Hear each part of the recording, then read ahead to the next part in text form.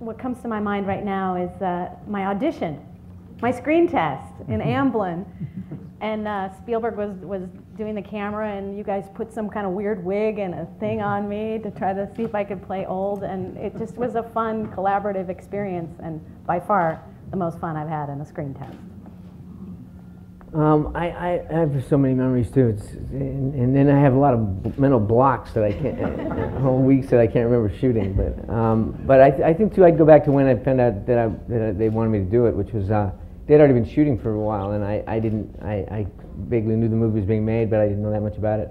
And then I went into Gary Goldberg's office, who was the producer of Family Ties, and he kind of explained to me that there was this film that Bob and Bob had asked about my availability earlier, and I was doing the show and I couldn't do it. And Gary hadn't even told me about it because he didn't want me to be disappointed.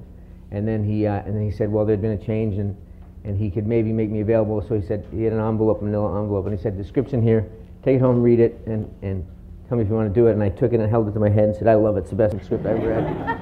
and then I was in a parking lot in Pomona two days later, with flames running between my feet, and listening to this guy run around and scream.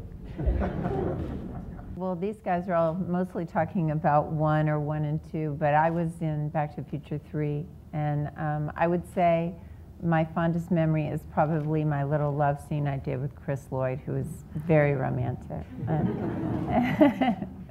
I'm going to say my favorite moment is today.